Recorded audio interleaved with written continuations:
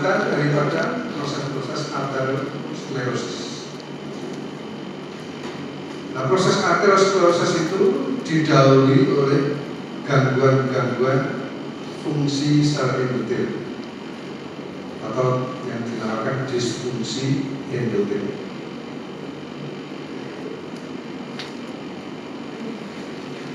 Kita kembali tengok sedikit tentang struktur histologis pembuluh darah. Ini pembuluh darah.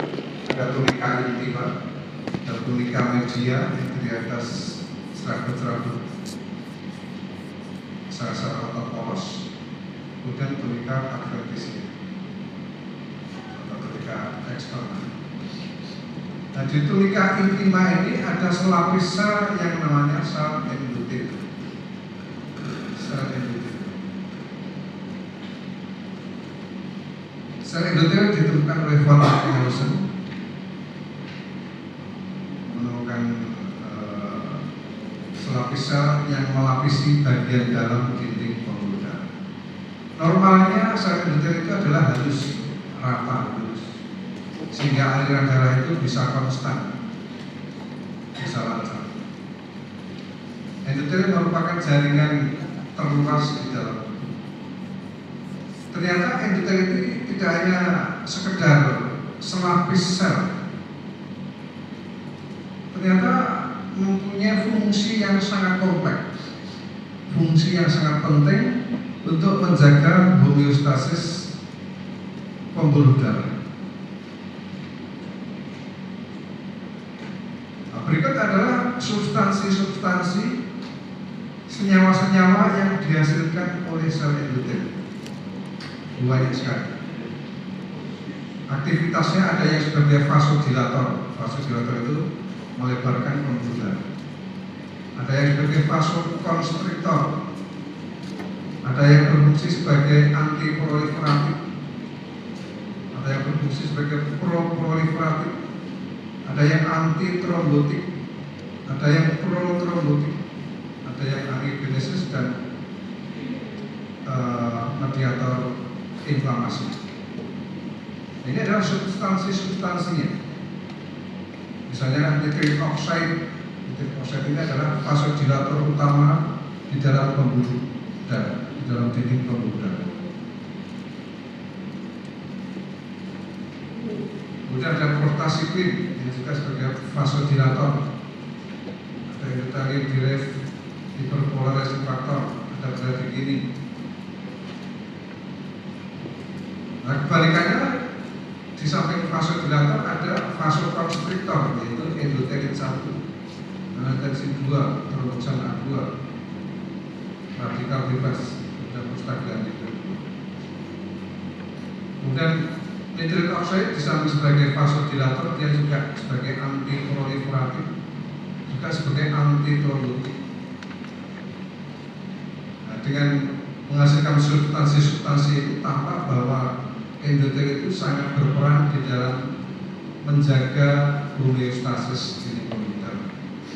Normalnya dalam kondisi seimbang antara vasodilator, vasokonstriktor, antiproliferatif, dan seterusnya ini dalam kondisi seimbang. Namun sel endotel itu bisa juga mengalami kerusakan akibat faktor-faktor tertentu, sehingga sel endotel itu bisa mengalami kehilangan fungsi normal. Hal ini dinamakan dengan disfungsi endotel, di mana disfungsi endotel adalah kondisi endotel kehilangan sifat fisiologisnya yang menunjukkan kecenderungan ke arah dominasi vasokonstriksi, protrombotik, proinflamasi, adesi leukosit, leukogenesis, prooksidasi, dan prokoagulasi. Jadi terjadi gangguan keseimbangan fungsi endotel. Dan disfungsi endotel ini merupakan tahap awal daripada proses aterosklerosis. Permukaan endotel itu halus sehingga aliran darah itu bisa berjalan lancar Bandingkan dengan kondisi aterosklerosis. Di sini terjadi penumpukan plaque sehingga dinding endotel ini tidak halus, tidak merata, sehingga aliran darah itu tidak lancar, sering timbul turbulensi, sehingga hal ini akan memicu, mengaktifkan mekanisme koagulasi, sehingga mudah terbentuk sumbatan-sumbatan gangguan-gangguan. Yang dicirikan dengan penumpukan material lemak di dalam dinding pembuluh darah.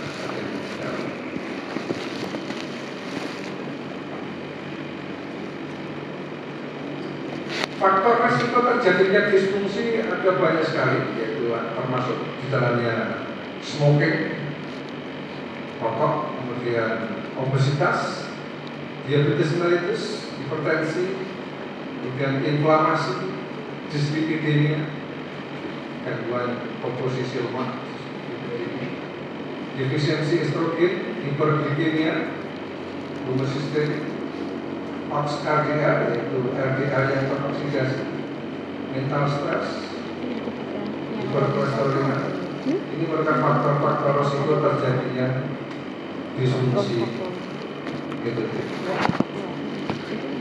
Dan kepada diabetes mellitus.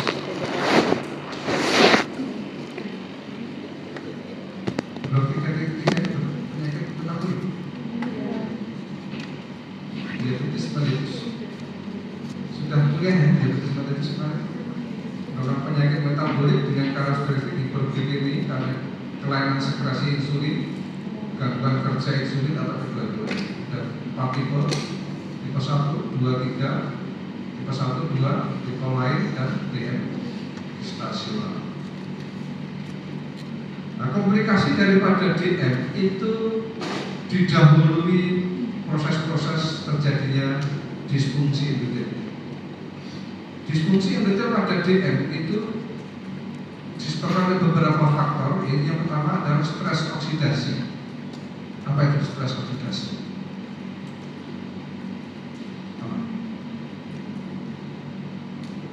Stres oksidasi. Jadi di dalam tubuh itu ada radikal bebas. Radikal bebas itu pro-oksidasi. Dalam kondisi normal, radikal bebas itu mempunyai fungsi fisiologis. Seperti misalnya dalam proses fagositosis virus, dalam proses fagositosis bakteri, dan sebagainya itu membutuhkan radikal bebas. Seperti superoxide, H2O2, dan dioksida. Tapi jumlahnya yang dibutuhkan cuma sedikit.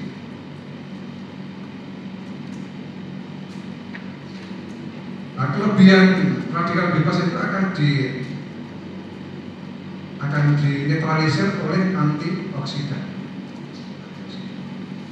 Nah, pada kondisi tertentu radikal bebas itu bisa berlimpah, produksinya berlebihan, sehingga sistem antioksidan itu tidak mampu lagi menetralisir kelebihan radikal bebas dalam tubuh tadi. Nah, kondisi ini dinamakan stres oksidasi. Jadi secara normal radikal bebas itu jumlahnya sedikit, dan kalaupun ada kelebihan itu akan dinetralisir oleh antioksidan. Tapi kalau dalam kondisi tertentu seperti DM, seperti hiperkolesterolemia, dislipidemia, itu produksi radikal bebas itu berlebihan, sehingga melampaui kemampuan sistem antioksidan untuk menetralisir. Nah, ini dinamakan dengan kondisi stres oksidasi. Nah, stres oksidasi ini bisa menyebabkan beberapa mekanisme patologis. Kembali ke sini, disfungsi daripada dia itu disebabkan oleh stres oksidasi, kemudian low grade chronic inflamasi, yaitu inflamasi kronis derajat rendah, kemudian hiperglikemia, kemudian advance glycation product yang tinggi, kemudian kadar asam lemak bebas yang tinggi. Adapun mekanisme disfungsi endotel pada DM, yaitu yang pertama penurunan produksi dan bioavailabilitas nitrit oxide. Nitrit oxide tadi sudah saya sebutkan di tabel ini bahwa nitrit oxide itu mempunyai fungsi yang banyak sekali sebagai vasodilator, antiproliferatif, antitrombotik, antioksidan juga. Mekanisme disfungsi endotel ini karena penurunan produksi dan bioavailabilitas nitrit oxide. Penurunan produksi karena penurunan aktivitas enzim enos. Enzim enos adalah enzim yang memproduksi NO tadi, memproduksi nitrit oxide. E-nya endotelial nitrit oxide sintase. Endotelial nitrit oxide sintase. Nah, ini pada penderita DM ini mengalami penurunan aktivitas enos. Kemudian juga karena peningkatan degradasi NO oleh radikal bebas antara lain superoksida. Kemudian yang kedua yaitu karena peningkatan endotelin. Endotelin itu vasokonstriktor dan sebagainya. Jadi mempunyai aktivitas vasokonstriktor, proliferatif dan sebagainya. Disfungsi endotel memegang peranan kunci dalam komplikasi kardiovaskuler pada DM-2, sehingga penata laksanaan penyakit ini dan komplikasinya seharusnya diarahkan pada perbaikan disfungsi endotel. Jadi di hulunya sana. Adapun penata laksanaan DM-2 itu yang pertama adalah edukasi, kemudian terapi nutrisi, latihan jasmani, dan baru terapi farmakologis. Jadi sebenarnya terapi obat-obatan farmakologis OAD itu yang terakhir. Tapi kenyataan di lapangan seringkali kita menjumpai pasien yang tidak mau memperhatikan nutrisinya, tidak mau meningkatkan aktivitas fisiknya, tidak mau berolahraga, yang penting sudah minum obat. Nah, hal ini lama-kelamaan akan menyebabkan resistensi obat, sehingga dibutuhkan dosis obat yang semakin lama semakin meningkat. Nah, khususnya terapi latihan jasmani, olahraga itu bisa meningkatkan sensitivitas obat.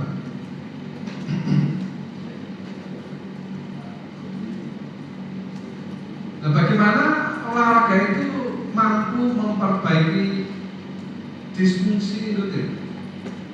Kita perhatikan di sini. Ini adalah sel endotel. Di sini adalah lumen vaskuler. Ketika berolahraga terjadi peningkatan aliran darah. Aliran darah yang semakin cepat ini menimbulkan shear stress atau stres tegang.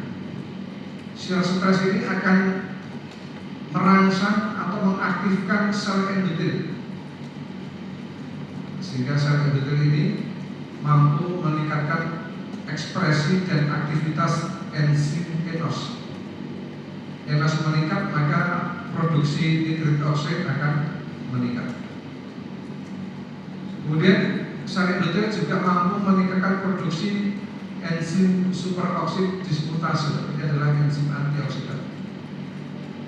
Superoksid dismutase. Enzim glutathione peroksidase. Ini adalah enzim antioksidan. Jadi mampu meningkatkan, merangsang produksi peningkatan enzim-enzim antioksidan. Kemudian juga mampu menurunkan aktivitas NADPH oksidase. Ini adalah enzim yang merupakan sumber daripada radikal bebas.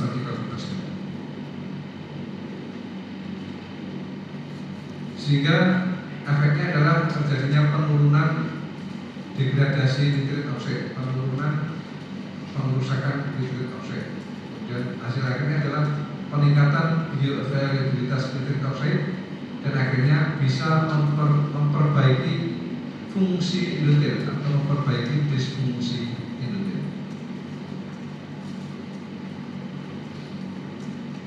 Jadi shear stress saat berolahraga itu mampu memperbaiki stres oksidasi, itu terbukti mampu meningkatkan enzim antioksidan antara GPX1, SOD dan sebagainya.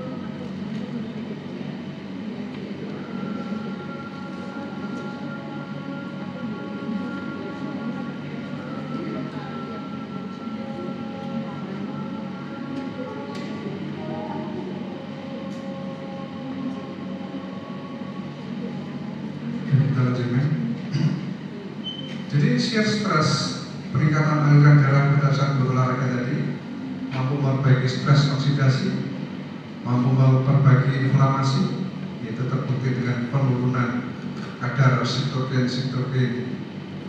inflamasi, kemudian mampu memperbaiki disfungsi endotel, yaitu dengan jalan peningkatan enos sehingga produksi energi meningkat dan menurunkan endotelin 1.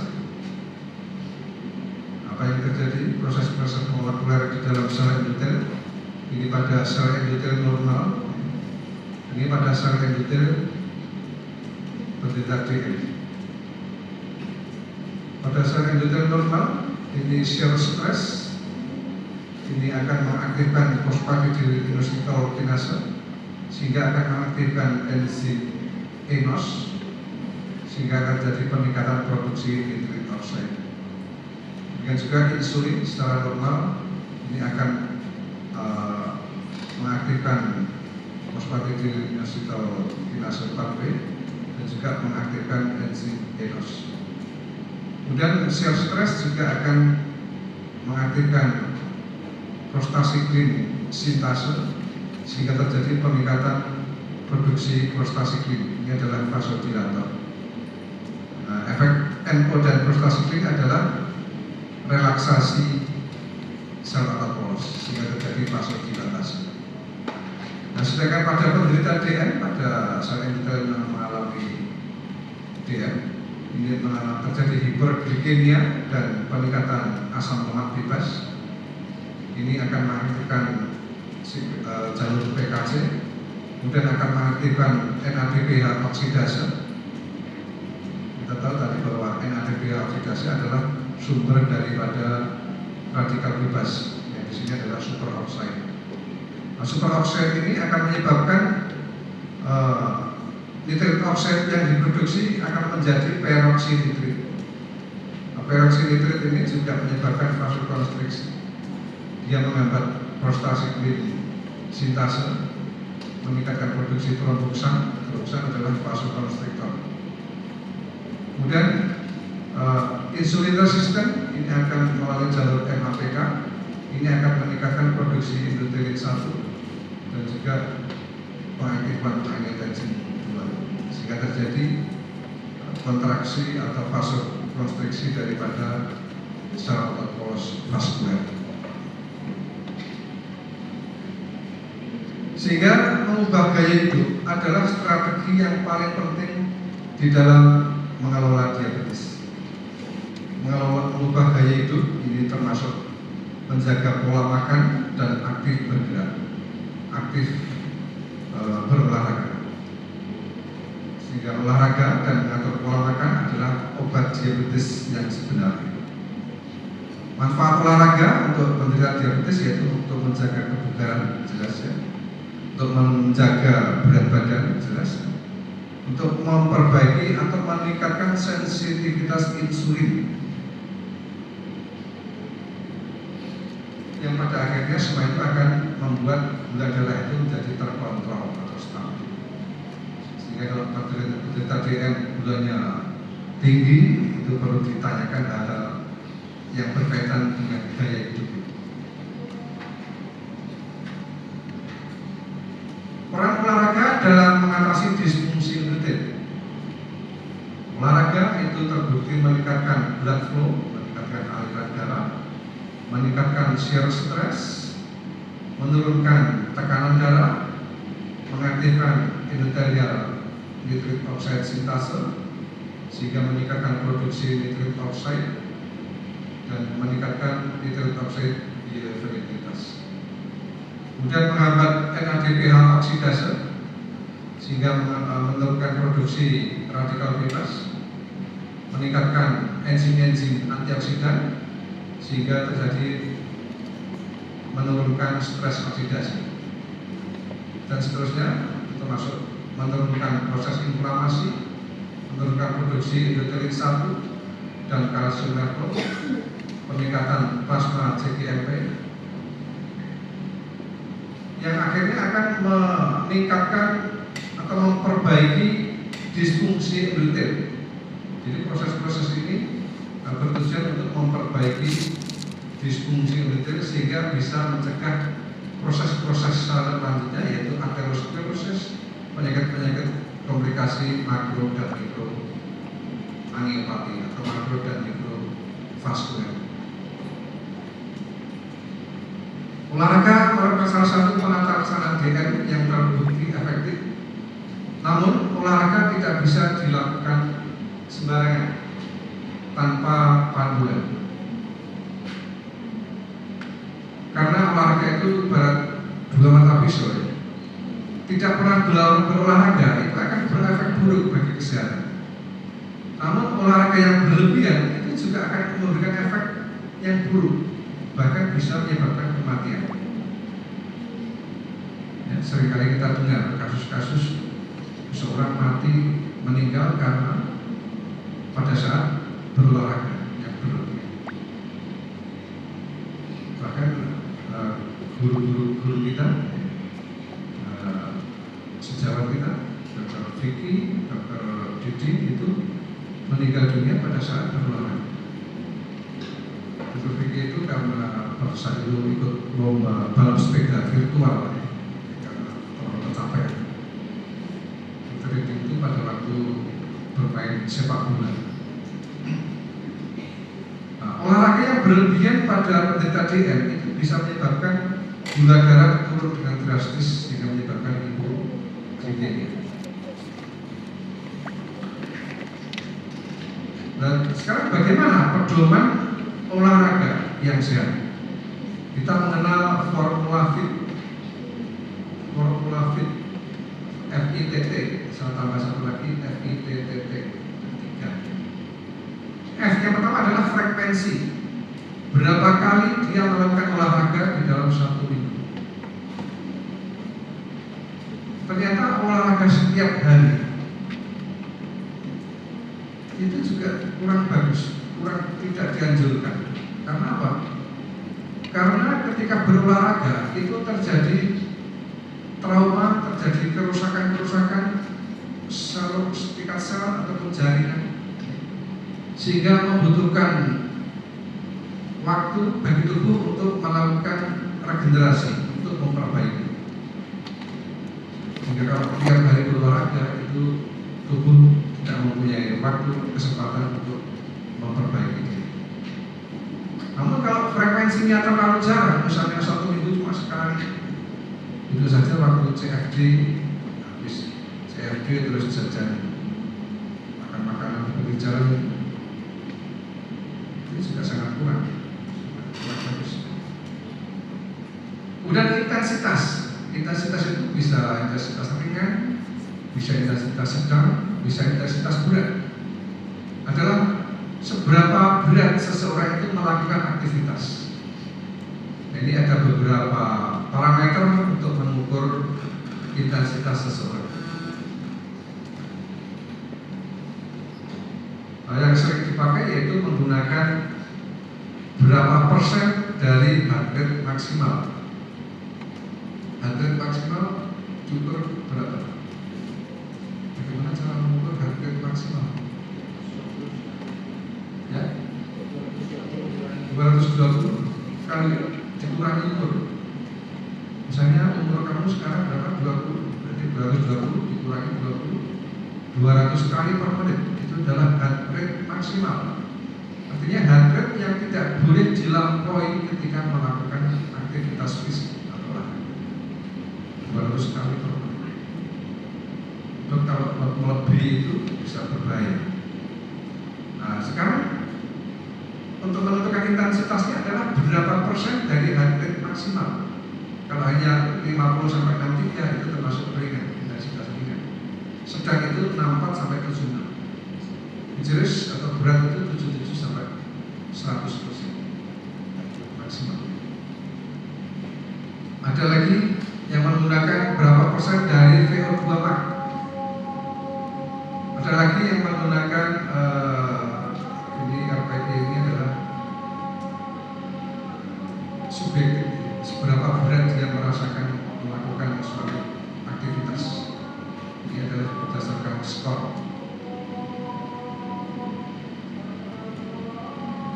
Jadi yang sering digunakan adalah 64 sampai 76% dari heart rate maksimal. Ini adalah intensitas. Tapi ada satu cara yang mudah. Apakah seseorang itu melakukan olahraga masuk pada intensitas berat atau tidak? Yaitu dengan cara, kalau seseorang itu masih bisa selama berolahraga itu masih bisa menjawab pertanyaan dengan lancar. misalnya rumahnya di mana, rumah saya di Tasikmalaya, di Kelurahan Kelurahan masih bisa pada saat berolahraga masih bisa menjawab dengan lancar, itu masih dalam rentang moderate ke bawah. Tapi kalau dia sudah tidak bisa menjawab dengan lancar, dia terputus-putus, itu sudah masuk pada intensitas berat. A person doing vigorous intensity exercise cannot say more than a few words without pausing for a breath. Jadi tidak bisa menjawab, mengatakan beberapa kata tanpa terputus. Kalau sudah seperti ini, dia berarti masuk pada intensitas berat. Kemudian T yang pertama, time, berapa menit dia melakukan olahraga, kita melakukan olahraga setiap kali berolahraga. Apakah harus 1 jam, 2 jam, ataukah cukup 30 menit, 40 menit, ataukah cukup 10 menit? Berapa lama? T yang kedua yaitu tipe, type. Tipe apa olahraga yang kita lakukan? Olahraga itu ada yang olahraga aerobik, seperti jogging, aerobik, jalan cepat, aerobik, treadmill, aerobik. Ataukah olahraga yang bersifat anaerob atau resisten, olahraga resisten, resisten exercise, seperti angkat beban, angkat barbel, itu adalah resisten exercise. Nah, di sini yang dianjurkan adalah kombinasi antara aerobik dan resistant exercise. Aerobik itu adalah olahraga untuk meningkatkan kemampuan sistem kardiovaskuler respirasi. Resistant exercise itu bertujuan untuk meningkatkan kekuatan dan massa otot. Nah, yang dianjurkan adalah kombinasi. Bagaimana dengan usia tua? Lanjut usia, orang-orang manula, apakah tetap dianjurkan untuk angkat beban? Resistant exercise tetap dianjurkan, walaupun usianya sudah manula, tetap melakukan olahraga angkat beban. Karena apa? Olahraga angkat beban itu ditujukan untuk mempertahankan penurunan massa otot, menghambat atau memperlambat penurunan massa otot. Karena kita tahu bahwa dari kontraksi otot itu dihasilkan banyak sekali senyawa-senyawa yang penting bagi tubuh. Sekitar 500 senyawa yang penting bagi kesehatan. Itu dari kontraksi otot. Nah, kalau semakin usia, meningkat usia, itu massa otot itu semakin berkurang. Nah, ketika massa otot berkurang, biasanya diikuti dengan peningkatan massa lemak. Lemak sentral meningkat. Kemudian biasanya akan diikuti lagi dengan penyakit-penyakit metabolik, DM akan datang, hipertensi akan datang, hiperkolesterol akan datang. Nah, itu bisa dikurangi, bisa dihambat dengan olahraga, khususnya resistant exercise. Kemudian T yang ketiga yaitu time of day, yaitu olahraga itu sebaiknya dilakukan pada pagi hari, sore hari, atau bahkan malam hari. Kira-kira yang bagus ya, Pak? Ya belum tentu, tergantung kondisi individu. Beberapa artikel menyebutkan olahraga sore hari itu lebih bagus, lebih efektif dibanding olahraga pagi hari. Di dalam peningkatan kekuatan otot, di dalam peningkatan sistem kardiorespirasi, bahkan di dalam penurunan berat badan itu olahraga sore itu ternyata lebih efektif dibanding olahraga pagi.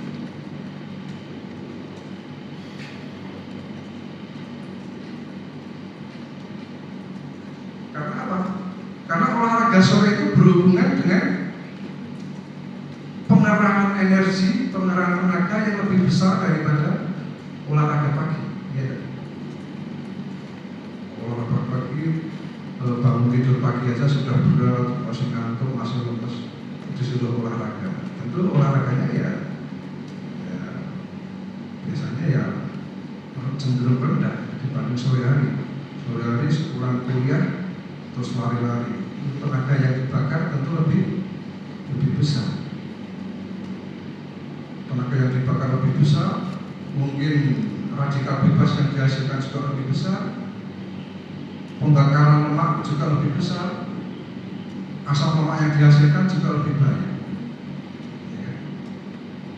Nah, itu kalau pada orang sehat mungkin tidak masalah, karena sistem homeostasis tubuhnya masih normal. Tapi apa yang terjadi kalau itu pada penderita DM, sudah DM. Pada orang DM itu tubuhnya sendiri sudah kondisi stres oksidasi, sehingga peningkatan radikal bebas itu bisa menimbulkan efek yang tidak diinginkan atau kurang terus. Termasuk asam lemak bebas yang meningkat tadi itu bisa menimbulkan stres oksidasi bagi penderita DM, pada banyak orang-orang penderita penyakit kronis kardiometabolik kronis. Karena di dalam tubuhnya sendiri sudah terpapar stres oksidasi, apalagi dengan olahraga yang cenderung berat tadi mungkin akan membebani sistem antioksidan dalam tubuh. Jadi tergantung kondisi tubuh. Kalau masih muda, sehat, tidak masalah. Bagi orang yang sudah rentan, nanti ada logika berpikir sendiri.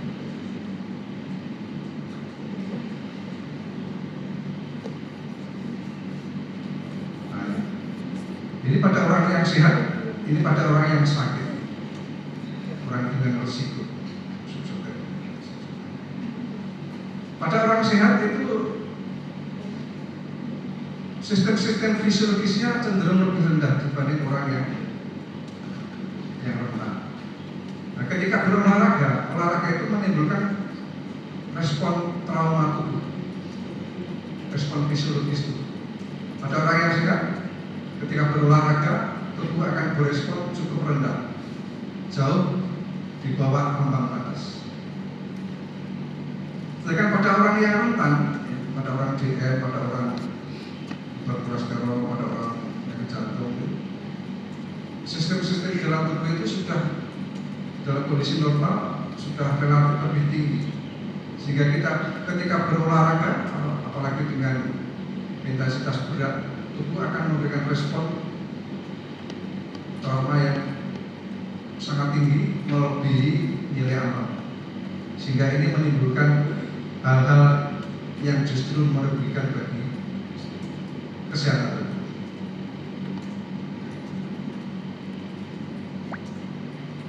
Jadi stresor di sini termasuk stresor berupa olahraga tadi, sehingga respon tubuh terhadap stresor olahraga itu ini berlebihan, sehingga menimbulkan gangguan yang merugikan bagi kesehatan tubuh.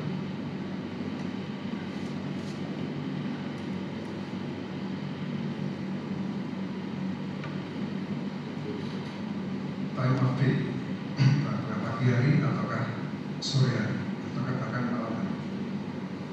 Nah, pada penderita DM tadi sudah saya sebutkan mengalami stres oksidasi, enzim-enzim antioksidan turun, MDA tinggi, mengalami kronik inflamasi, mengalami enos uncoupled, kemudian NO, viabilitas NO yang rendah. Jadi bisa berlanjut terjadinya disfungsi endotel. Disfungsi endotel akan diikuti dengan arteriosklerosis, akan diikuti dengan penyakit kardiovaskuler. Di lain pihak, pada waktu pagi hari itu ternyata mengalami hal-hal yang merugikan bagi sistem kardiovaskuler. Pada waktu pagi hari itu nitrik oxide-nya kadarnya paling rendah, endotelin kadarnya paling tinggi, flow mediated vasodilatasi juga paling rendah. Aktivitas platelet fibrinogen ini meningkat pada waktu pagi hari. PAI meningkat, fibrinolysis endogen menurun. Nah, ini dapat dikatakan bahwa pada waktu pagi hari itu sistem endotel atau sistem vaskuler itu dalam kondisi yang paling lemah. Itulah mengapa kasus-kasus serangan jantung, serangan stroke itu lebih sering pada waktu pagi hari. Ya. Seringkali kita membaca artikel, membaca berita, serangan stroke, serangan jantung itu lebih sering pada waktu pagi hari. Karena apa?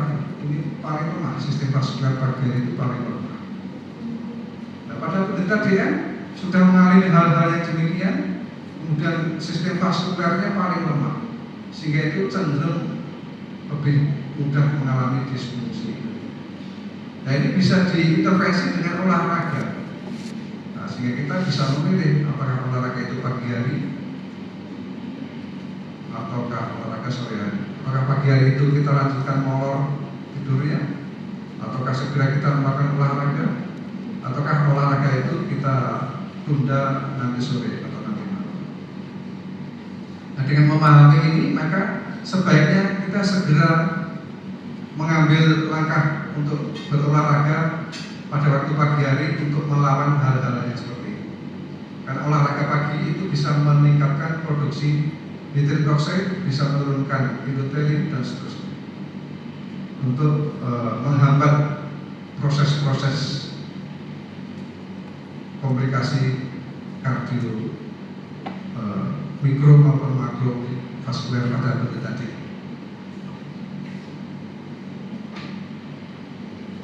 Olahraga untuk diabetes, ada satu jenis senam yang dikeluarkan oleh Kemenkes, yaitu senam persadian. Ini memang dirancang bagi penderita DM dan khususnya usia lanjut. Nah, saya pernah melakukan penelitian, ada 2 kelompok DM. Saya bagi 2, kelompok senam pagi dan kelompok senam sore. Grup pagi dan grup sore. Nah, ternyata ada perbedaan bahwa grup pagi dan sore ini tetap pengaruh senam terhadap kadar enzim antioksidan itu tetap meningkatkan ini pre-glucose, tetap meningkatkan kadar enzim GPX, glutathione peroxidase. Tapi peningkatannya lebih tinggi pada grup pagi dibanding grup sore. Kemudian terhadap kadar MDA itu adalah dari sampah hasil peroksidasi lipid. Grup pagi dan grup sore itu mampu menurunkan kadar MDA, tapi penurunannya adalah deltanya penurunannya itu lebih tinggi pada grup pagi dibanding grup sore. Olahraga pagi dan sore mampu meningkatkan kadar GPX melalui upregulasi heat shock protein dan mengaktifkan NRF2. Grup pagi lebih besar dibanding grup sore karena aktivitas sistem antioksidan grup pagi itu lebih tinggi. Jadi khususnya hormon melatonin. Hormon melatonin itu dulu dikenal dengan hormon tidur. Dia diproduksi pada malam hari, berkaitan dengan siklus irama sirkadian manusia. Hormon melatonin diproduksi pada malam hari sampai dengan pagi hari. Sampai jam 7 itu masih diproduksi. Dan ternyata dengan berolahraga pagi itu bisa merangsang hormon melatonin itu lebih tinggi. Dan ternyata hormon melatonin itu juga merupakan hormon anti antioksidan yang sangat kuat dan juga termasuk antiinflamasi, yang mempunyai aktivitas antiinflamasi. Bahkan antioksidannya itu lebih kuat 10 kali dibanding enzim antioksidan yang lain. Melatonin terbukti meningkat lebih tinggi setelah berolahraga pagi dibanding sore hari, berdasarkan penelitian kemarin.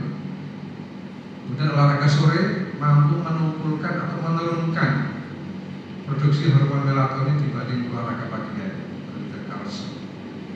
Di samping itu, pada waktu pagi hari itu tentu bersentuhan dengan sinar matahari pagi yang kaya akan UVB yang merupakan sumber daripada vitamin D. Nah, sedangkan vitamin D kita tahu merupakan hormon antioksidan, enzim antioksidan, dan juga mempunyai aktivitas antiinflamasi. Vitamin D. Di samping vitamin D itu adalah meningkatkan absorpsi kalsium, tapi dia juga merupakan enzim antioksidan. Dia plasma menurun signifikan baik kelompok pagi maupun sore.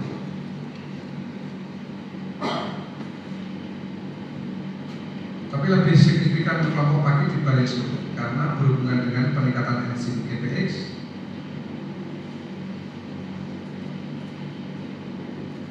Kemudian pada olahraga sore itu terjadi pemecahan lemak lebih tinggi dibanding olahraga pagi. Namanya lipotoxicity. Nah, peningkatan kadar asam lemak bebas itu berisiko stres oksidasi, berisiko peningkatan resistensi insulin, dan berisiko terjadinya gangguan sekresi insulin. Pengaruh olahraga pagi dan sore terhadap proses inflamasi terhadap kadar HSCRP dan VICAM. Ternyata olahraga pagi maupun sore itu menurunkan kadar HSCRP dan VICAM. Ini adalah sitokin inflamasi. Tapi penurunannya lebih besar pada kelompok pagi dibanding sore. Nah, penurunan sitokin inflamasi tadi melalui perbaikan sensitivitas insulin, melalui downregulasi terhadap aktivitas NF-kappa B, dan perbaikan stres oksidasi itu sendiri. Penurunan sitokin inflamasi lebih besar pada kelompok pagi dibanding sore karena berhubungan dengan hormon kortisol, berhubungan dengan hormon melatonin, vitamin D, dan asam lemak bebas itu lebih tinggi setelah berolahraga atau sore hari. Terhadap kadar ENOS, kedua grup terjadi peningkatan kadar ENOS baik grup pagi maupun sore. Tapi peningkatannya lebih tinggi kelompok pagi dibanding kelompok sore, sehingga nanti akan berakibat peningkatan produksi nitrit oxide. Kemudian terhadap kadar endothelin, olahraga kedua grup terjadi penurunan kadar endothelin, tapi penurunannya lebih besar pada kelompok pagi dibanding sore. Kadar ENOS meningkat signifikan pada kelompok pagi dan sore karena shear stress itu menyebabkan upregulasi ENOS. Kemudian olahraga itu akan meningkatkan uptake glukosa oleh sel otot melalui transporter GLUT4 dan peningkatan sensitivitas insulin. Penurunan ET terjadi pada kelompok pagi maupun sore, tapi lebih besar pada kelompok pagi karena berhubungan dengan hormon melatonin, UVB, dan pada sore hari ternyata terjadi penurunan toleransi glukosa akibat dari penurunan sensitivitas insulin dan fungsi sel beta pankreas. Olahraga pada kelompok rentan. Kelompok rentan ini adalah orang-orang yang sudah mengalami penyakit-penyakit kardiometabolik. Jadi ya hasilnya memang masih kontroversi apakah lebih bagus olahraga pagi atau sore. Dan Dan sebagian besar hasil penelitian menyatakan akropase itu adalah hasil yang signifikan, itu dicapai pada sore hari. Tentang kekuatan otot, fungsi kardiorespirasi, berat badan, itu olahraga itu efektif pada sore hari. Itu pada orang yang muda atau orang yang sehat. Nah, itu berbeda apabila diterapkan pada individu yang sudah rentan, yang sudah mengalami penyakit-penyakit kardiometabolik kronis seperti DM dan sebagainya. Karena peningkatan asam lemak bebas pada sore hari itu justru menimbulkan stres oksidasi. Jenis olahraga yang dianjurkan bagi diabetesi yaitu olahraga yang memiliki tempo gerakan cepat atau aerobik. Rekomendasi olahraga yaitu berupa senam diabetes, jalan cepat, yoga, senam kaki diabetes, latihan angkat beban, bermanfaat untuk menaikkan massa otot, bersepeda, berenang. Panduan olahraga bagi diabetesi: sebelum berolahraga sebaiknya dicek gula darahnya. Kalau gula darahnya terlalu rendah, kurang dari 100, dianjurkan untuk konsumsi karbohidrat. Kalau gula darahnya lebih dari 250, sebaiknya olahraga ditunda dulu, jangan berolahraga, sebab akan meningkatkan produksi benda-benda keton yang bisa menyebabkan asidosis.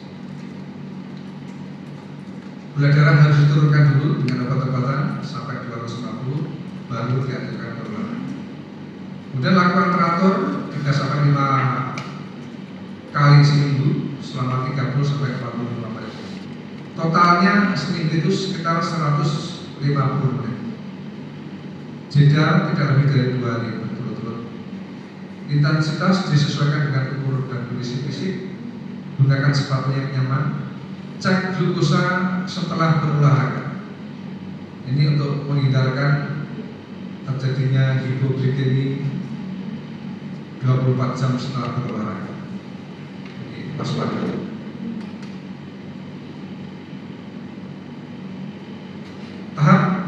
Tahap berolahraga itu yang pertama perlu sangat perlu yaitu pemanasan.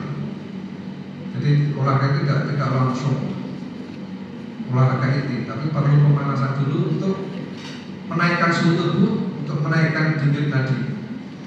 Cukup sekitar 10 menit. Kemudian latihan inti, kemudian setelah latihan inti lakukan pendinginan.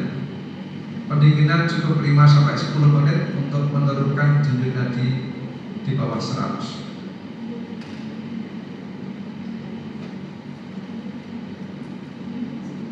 Pendinginan untuk mencegah penimbunan asam laktat yang bisa menimbulkan nyeri pada otot setelah olahraga. Misalnya orang berjogging, pendinginan cukup lakukan berjalan beberapa menit sampai finish. Jangan lewat finish terus mereka jangan. Jadi kalau lari jogging, pendinginannya cukup jalan terus, lakukan jalan sambil muter-muter. Kalau bersepeda, usahakan tetap mengayuh walaupun pelan tanpa beban. Kemudian lakukan stretching peregangan untuk melemaskan dan melenturkan otot, terutama penting bagi yang berusia lanjut. Kesimpulan, nah ternyata sejak 1400 tahun yang lalu Rasulullah Muhammad SAW sudah ya Allah berikanlah berkah kepada umatku di pagi hari mereka. Jadi keutamaan waktu pagi hari. Sudah menganjurkan setelah sholat subuh atau fajar janganlah tidur, sehingga melalaikan kamu untuk mencari rezeki. Rezeki itu tidak hanya berupa uang, tidak hanya berupa benda, tapi kesehatan itu juga merupakan rezeki. Tidur pagi itu menghalangi datangnya rezeki. Nah, sekali lagi rezeki termasuk badan yang sehat yang terhindar dari komplikasi-komplikasi penyakit kardiovaskular. Oke, sampai di sini ada pertanyaan?